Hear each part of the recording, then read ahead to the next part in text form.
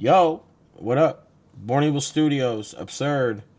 The Terp Report, Washington edition. You feel me?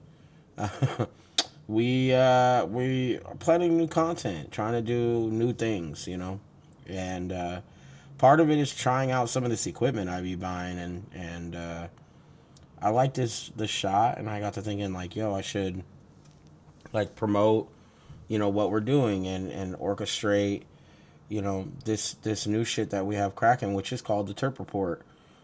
Something where, my friends and I, we all are, high class connoisseurs for cannabis, and we always have been, and living in California my whole life. I just moved to Washington probably about 4 years ago, and being in California my entire life, I've had a chance to see the best in the world and try the best in the world, and I have a huge collection in the graveyard of just every brand you can think of.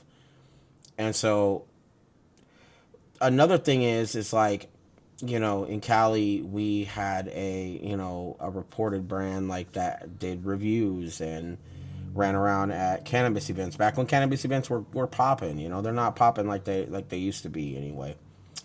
The 215 days are forever in our hearts, bro, for real. So but yeah, I think part of it too is just understanding like, all right, look, this the times have changed and stuff, and but what hasn't changed is quality. Quality has always stayed the same. If it's good, it's good. If it's not, then it's out the door, right? It's kind of one of those situations where you don't really necessarily give a shit, but you're also like, hey, some people don't care about quality, and about, how stuff should be. But yeah, we're here for a new and built out brand. Born Evil being the mothership of it all, and we obviously do music and podcasting and reviews and gaming and all these other different 3D printing and merchandising, and we do all sorts of stuff at Born Evil. I've always been like that. I've never really like put a hinder on my creativity. If I felt like doing something cool, I wanted to do it. If not, then it is what it is, right? So yeah, we're gonna be doing a lot of new stuff here when it comes to the Terp Report and the Terp Report Washington. Um, and that's like a big focus for me right now is creating this brand and getting back to cannabis. And cannabis is a big part of us, bro.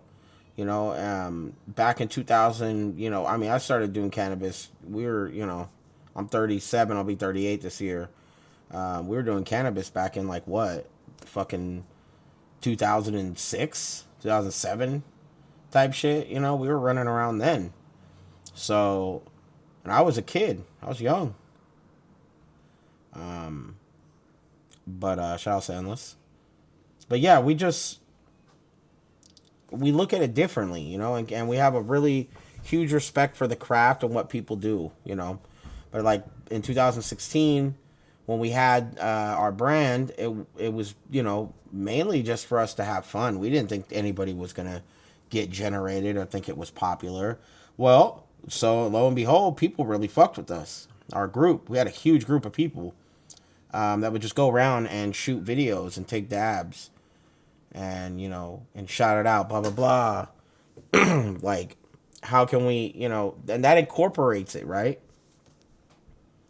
But fortunately, good things come to an end, right? I wasn't very well off in my life. I definitely wasn't. And a lot of the guys were just there to be there. So my brother and I's dream and brand, rest in peace, Big John. He was a part of it a lot in the beginning too.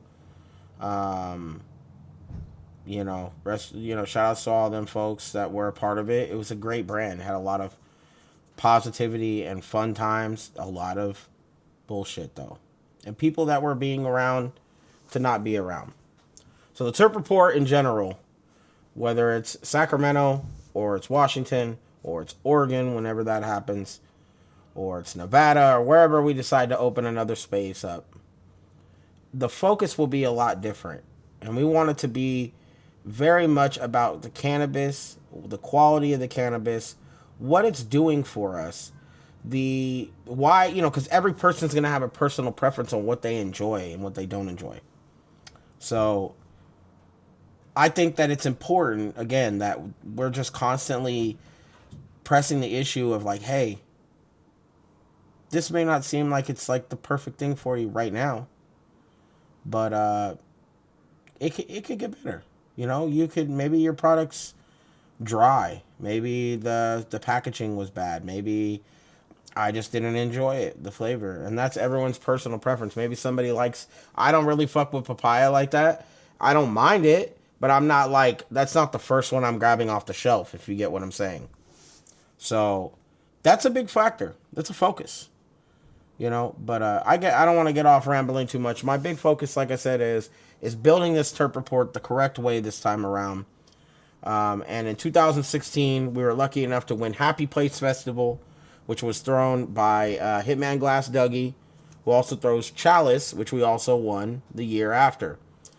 During 2016, we were invited as Best Media for Dabathon Cup, and we were given that award. And then we were also the best media and the only media as far as for Kush stock, and we were given like that whole layout because of all the work we were doing back then. And that, I think that kind of set us apart, because we were just guys with cell phones. I'm not gonna even lie to you, there wasn't excuse me, there wasn't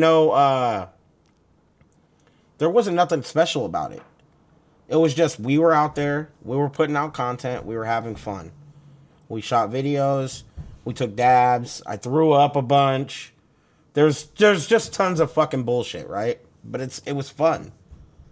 And so I really want this particular time around, we're not necessarily trying to do events right now. We're really just focused on cannabis products, stuff that helps us consume cannabis products, and other things that sell cannabis products. We're going to be focusing on those three helms. And we're going to be bringing in people. A lot of 99% of this stuff we buy. We don't, we're not getting stuff for free all the time. I know that more as things go on, people will be offering things for free. That's fine.